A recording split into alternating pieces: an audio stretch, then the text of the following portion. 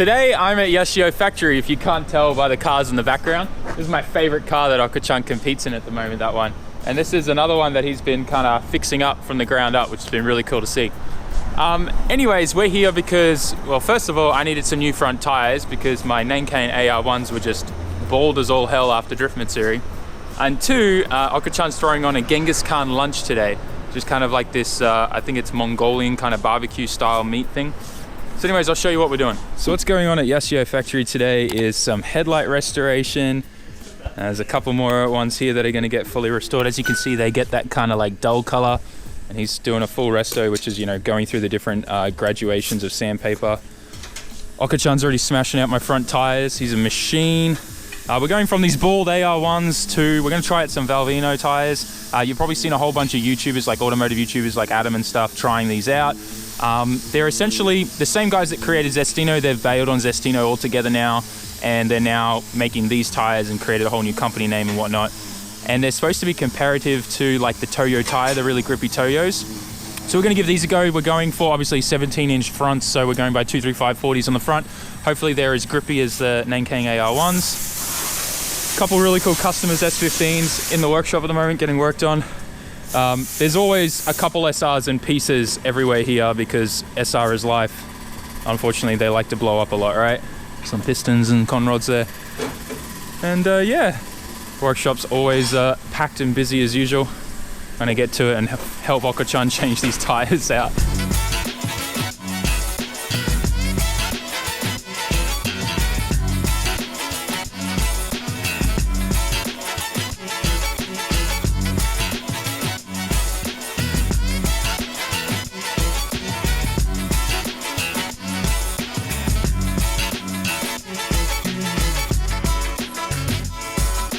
Oka-chan couldn't stand how filthy and dirty my WED sports are, so he's taken it upon himself to clean them.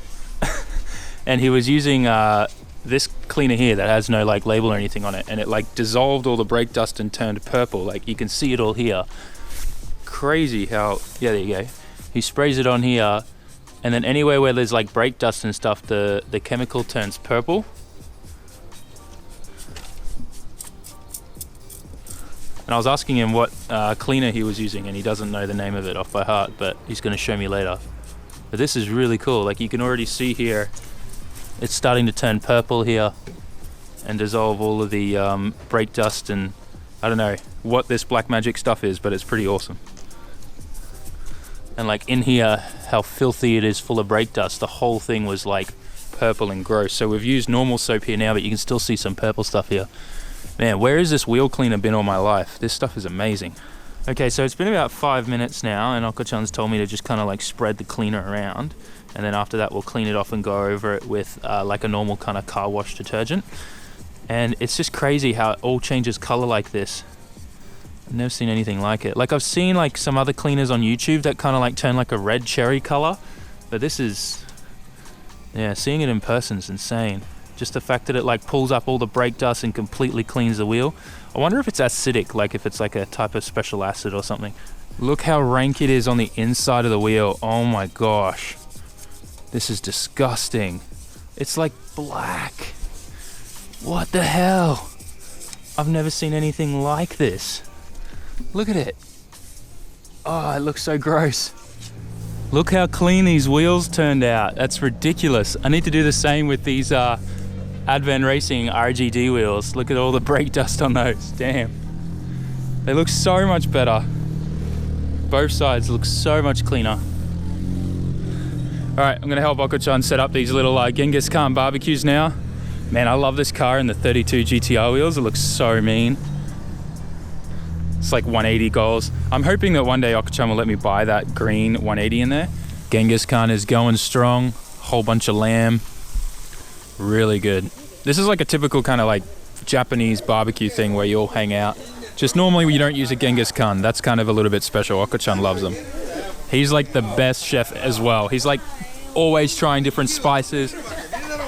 He brought this like chili spice from Tsukuba, which has like a special kind of mikan kind of like flavoring in there. It's really good. He really takes his cooking seriously. It's kind of funny. Hey, Serena. Hi. Serena's getting her 180 aligned, and you can see with it just hanging in the air how far it is out. She's just picked up some really nice RG2 Advan racing wheels on the front. It looks really nice, and her paint job's definitely copped a fair bit already. She's a bit rough with her car. But then again, like, this is an Origin kit, and look how badly it fits. Like, the car's never been in an accident in the rear. The whole bar's been like twisted. So, I mean, it's only like $500, $600 for the full Origin kit, but man, it fits super bad. Look at these lines. Like, it's tucked up in the corners here, and look at this line here. The price that, I guess that's what you get when you don't spend decent money on a decent kit. Like, the whole bar is twisted and out of like alignment. It's really weird. See where a number plate is here, the gap, and then there. I don't know, man. Like, I think I'd prefer to pay like a couple grand for a really nice fitting kit that you don't have any problems like that with. She's pretty disappointed with it, but it'll get her by till she's saves up enough money to get something better. You sure? Yasui, yeah. Yasui kara, which means it's cheap, so it doesn't matter, right? All right, so I finished up at Yashio Factory, and I'm actually in my car and about to catch up with May. We're gonna go to like a Christmas service at a church in Roppongi, which is gonna be awesome. And then after that, I'm gonna try and troubleshoot some more things on my car. Some weird stuff happening with my ECU with the CAN bus. As you guys know, I couldn't get that digital dash to work. We troubleshooted it. They sent me a whole bunch of new parts to test and try, and we still can't get it to work. Now my CAN lambda kit doesn't work as well, which runs off the other CAN bus port. So I'm starting to wonder if something's wrong with my ECU. Maybe it's shorted out or statically got shocked or something. I don't know. It's driving me insane, but it looks like there's something wrong with it. So I need to troubleshoot it some more. So we'll do that later on tonight, maybe go for some drives and troubleshoot it some more and just work out if it's just the CAN bus that's dead or something else affecting it. I don't know, maybe there's just a setting that's wrong. So I need to try and do that, which is kind of like trying to find a needle in a haystack. It's like the most frustrating thing when it comes to cars. But yeah, just hanging out with Oka-chan at Yashio Factory, it's always a blast. You know, having the Genghis Khan barbecue was awesome as well. Oka-chan knows his stuff, and like all the different spices and sauce and stuff he makes you eat it with was just, oh my gosh, that's the best lamb I've ever eaten. It's so good. And just hanging out with those awesome people, like being surrounded by them. As you know, Oka-chan's really taken on this like kind of father figure for me here in Japan. So it's really good to kind of like be under him and just like, you know, learn from him, I guess. While I was there, Oka-chan really looks after me when it comes to like tire changes and stuff like that. So I generally don't have to pay for it. Even like recycling the tire, he normally just like lets it go. Whenever, what that means is if I'm there when like a customer rocks up and needs some work done, he'll get me to do that work as like a kind of payback thing. So this customer that's been with him for like 30 years rocked up in his family car now because he doesn't drift anymore, which is a Toyota Noah, which is kind of like the new Tarago kind of thing. And it needed some new front tires because front wheel drive completely bald in the front, and it's like coming into winter, which means a lot of water on the roads and snow. So he had these new tires and needed them changed. So I did all of that, which was heaps of fun. Serena helped as well. It's just, I don't know, like just having like-minded friends that you just all enjoy cars and stuff. It's so good working on things together. So I don't know, I had a really good time. And when Oka-chan puts you to work, it's always really fun because he just kind of like stands behind you and like makes fun of you and kind of like, it's like an Australian thing, right? Like we make fun of each other and it's kind of like a good time. It's how you show, like, it's how we show love to one another. I don't know. You guys are probably going to think that's weird, but it's a true thing. Like we just tease each other all the time, and that's like how we show that we like each other and get along. Anyways, I'm ranting on. It's like 3 minutes now. So I'm going to go and catch up with May, and then we'll pick up the vlog from there when I'm trying to troubleshoot this piece of crap ECU. All right, so it is now the next day, and I'm going to try troubleshooting my CAN lambda kit for the wideband sensor for my ECU. What I need to do is get into, it's like a Deutsch plug here. It's a 4 pin plug, and that then goes all the way down in under here to my ECU. So I need to be able to check that it's got power and that there's continuity between the CAN bus wires back to the ECU. So we'll do all that. I've just got the ECU already out. It's just been sitting under that rug while I was driving around. I didn't want May accidentally getting her feet caught up in the wires. So I just put that mat on top of it. And I just managed to get my new multimeter, which is awesome. This thing only costs like 30 bucks on Amazon, and it's got all the features I need. Plus it came with a really cool like temperature sensor thing, so I can stick that in places and find out the temperature. Well, I don't think I'll ever need it, but you know, it's kind of cool feature. So anyways, I'm gonna actually move the car a little bit away from the side of the fence, I'm going to try and troubleshoot this and not shiver and freeze to death. I might go and get a jacket on because it's really cold. All right, so quick update. I've got voltage here in all the right places, so there's nothing wrong with the power getting to this. So the only thing left now is that there's something wrong with the CAN bus wiring.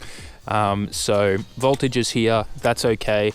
I have read that a lot of people do have issues where this kind of like analog to digital CAN bus converter here, that you really need to put a capacitor in line to smooth out the power source, because it doesn't like a jumping around. It's hard to explain without like a diagram or anything, but essentially electricity has this nice smooth wave. If it's all over the place, like normally what happens on cars with alternators, it's not smoothed, that this can have issues, and a lot of people say that they put a capacitor in there and it fixes all their problems.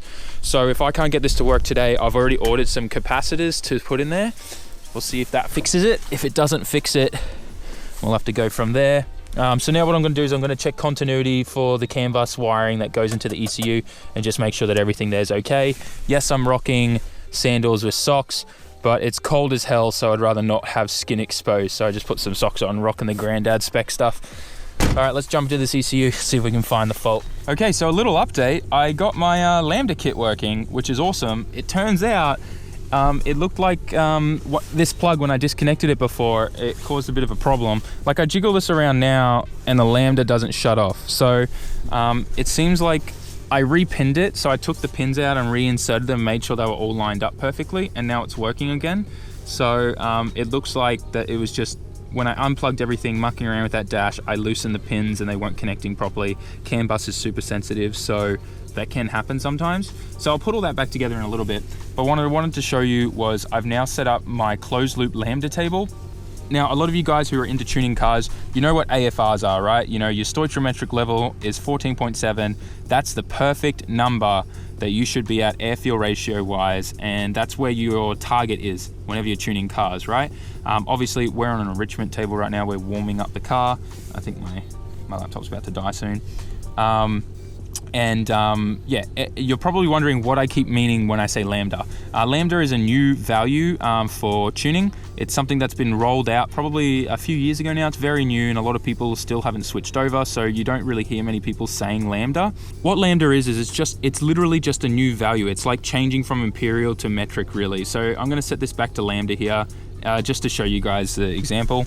Now, the stoichiometric level for air-fuel ratio for lambda table is 1.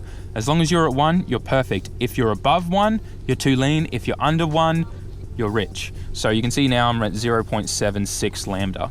And it just makes it way easier. You're not talking about like 14.7s or 12s, 13s or whatever like that. You're either 1, you're 0 point whatever, or you're 1, or you're 1 point something, and it just makes it way easier to understand, I think. So I really like that they've kind of created that whole new value there. Set this back now to air-fuel ratio, just because that's what I know a lot of people are used to. Cool. So let me explain the closed loop table. It's really easy. Essentially, there's a setting in the Link ECU where if you have the Lambda kit, which is a wideband sensor plugged into the ECU, you can set this up, and the idea of it is to save gas, save fuel, and protect and save your engine if ever there's an issue where your car starts leaning out. So what you do is you tell this thing to have a coolant temperature lockout. So this only turns on once your car's warmed up, so it doesn't affect any enrichment tables or anything to get your car nice and hot at the start, which is what mine's on right now, which is why it's so rich. We've got a timer lockout as well that just says that, hey, if I'm already at temperature, don't start this until 60 seconds in, 1 minute after the car still had a bit of time to warm up. RPM lockout, high and low. What this means is I don't want this active while I'm in boost. So from 3,500 RPM and above, and we're making power, we don't have this table on, as well as this is only comes on from 1,000 RPM. So only once I'm driving. When I'm at idle, don't want it touched. Map lockout, this again just means that if it sees boost, it turns off. And then my trim limit percentage. So I'm only letting this trim my fuel table by either 15% up or down. So what this means is if it goes, oh, hey, I'm too lean, it'll be able to add up to 15% more fuel. Or if it goes, hey, I'm too rich, it can only take away 15% fuel. And then there's a gain control there as well, which it's fine. That's how you set this up. It's literally you're putting in a whole bunch of parameters to say when to turn on, when not to be on. And all it means is when you're doing all that kind of like normal driving around town, Your air fuel ratio is going to be the stoichiometric level, whatever you've set in your lambda target table, which is your air fuel ratio target table. If I'm confusing you, tell me in the comment section, and I can do a video where I go more in depth on this stuff for you guys. So yeah, that's pretty much it. Essentially, it just means I'm gonna save a bunch of gas.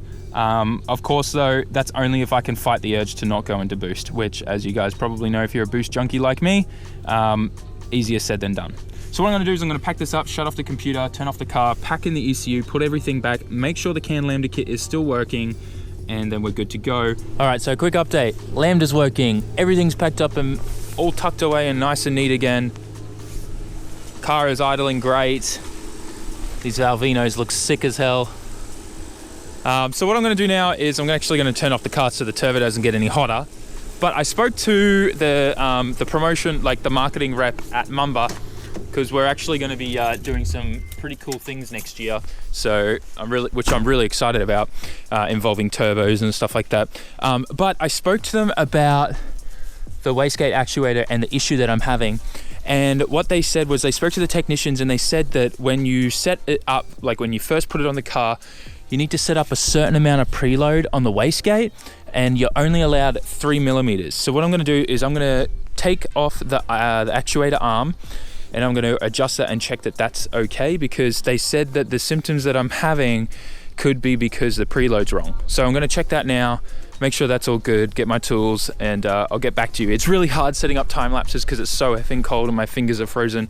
So I'm sorry that I just keep going, here's an update, but I'm sure you understand working on your car in your driveway in winter sucks. All right, so I adjusted the preload on the wastegate, which you can see here. Here's a really good picture in a diagram. It shows that for the hole there where the rod kind of starts, it can only be 3 to 4 mil. So I did that. And I was testing this with my hand by pulling on the wastegate, seeing as far as it opens. I can't pull on it as hard as I can. But see where the Tomei downpipe is here? And see how there's a little bit of a lip there. Turns out that if I push this all the way, it catches on the top of this part of the downpipe. So I need to grind that away a little bit so that it doesn't catch. That's probably why sometimes it works and sometimes it doesn't. Anyways, I gotta quickly move my car so the neighbors can get out. Okay, so a quick update is I've grinded down the top part of the downpipe there a little bit, and now that the bolt head on the other side of the wastegate kind of flapper thing there now doesn't contact that at all, so that should solve a few of my issues. So like I said, it was going past it, but then it would sometimes catch and stuff on the Tomei logo that was like a little bit high and protruded. So hopefully that fixes all the issues now. It's crazy, all these little things can kind of like have an effect like that. So what I'll do is I'll go out for a few test drives tonight, check all of that over. All right, so I've been out testing, doing a whole bunch of pulls on the highway, and it's actually really exciting. But after setting all the duty cycles and everything all over again in the ECU, everything is stable. Nothing was all over the place. It didn't change or anything. So it means now the wastegate is doing exactly what it needs to do. And yeah, I mean, I've got everything set at 1 bar now and it's really consistent. The car feels great. But it kind of raised the question, right? Hang on one sec. All right, so like I said, I was really kind of confused and like, why wasn't Musa having all these overboosting issues on the dyno? Like, surely he would have seen it. He would have been hitting the map limiter and all this stuff on the dyno. Why all of a sudden after the dyno tune, like literally on the way home from the dyno tune, I was having overboosting issues? And it comes down to the one thing that I did after the dyno tune with Denny. We blocked off the BOV because we wanted to hear that nice compressor surge noise, right? And that has to be the reason why all of a sudden I was seeing more boost than what we were seeing on the dyno, because my BOV had to have been a boost leak. I almost guarantee now if I take that piece of metal out that we put in between the BOV and the intake charge pipe, that I would probably end up, instead of making 1 bar of boost right now, I would probably end up making 7 or 8 or something like that, 0.7, 0.8. So like, it's a good thing that we solved a boost leak, and it makes a lot more sense now that I think about that, why all of a sudden I was over boosting in those high RPMs and why I've had to reset all of my duty cycles in the ECU and stuff for the wastegate control so that it matches what we want, which is 1 bar. But on top of that, like, it just wasn't consistent. Like I said in the previous videos, it would kind of jump all over the place between 1 and 1.2, 1.1. And that was because the wastegate was either catching or not preloaded correctly. So we fixed all of that, and now we're seeing consistently 1 bar, which is good. It means I'm not gonna break anything now. Anyways, I'm gonna run into this store. I'm gonna get some late Christmas presents that I need to send to the States. And then I'm gonna probably wrap up the vlog with May. This vlog's probably been a little bit of a long one. I'm sorry. It's kind of stretched out over these last few days leading up to Christmas. It's Christmas Eve right now. It's the 24th.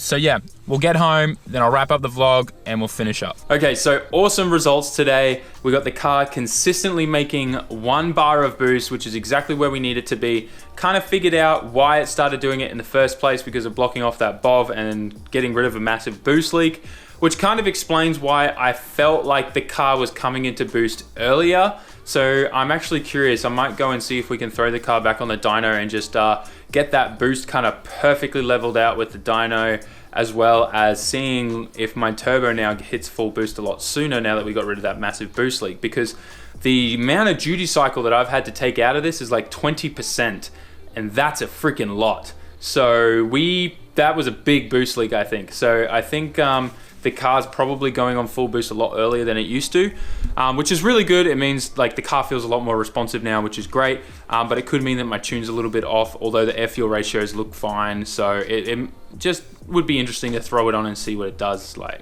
I just want to know what it looks like on the graph. But yeah, I'm just super pumped because now the car's going to be really stable and safe for me to drive at a drift event. I'm driving literally the Sunday of Tokyo Auto Salon, so I'm only going probably Friday night and Saturday, maybe only Saturday. Then straight after that, drifting at Fuji Speedway at the drift track there. There's potentially going to be some Aussie guys there as well that you guys might know. So Luke Fink, Ben might be there as well, but I'm not sure if they're 100% locked in yet. So hopefully they are, because it'll be cool to hang out with them. But I'm mainly just going to hang out with Denny, support SDF because they've helped me out so much with the dyno and things like that, and just do some cool tandem practice with Denny. That'll be sick. But otherwise, yeah, a whole bunch of cool content coming into the start of this year. So when you guys are all finished with like family, New Year's, Christmas and everything, there'll be some sick content for you guys to check out on the channel. Anyways, enough rambling on. This video's gone on long enough. Thanks heaps for watching, guys. Make sure you like, comment, share, and subscribe. Check out all my social media down in the description. And if you have anything that you want to send me, whether it's like stickers, slap stickers, Christmas stuff, whatever, my PO box address is down in the description as well. All right, guys, catch you in the next one. Peace out.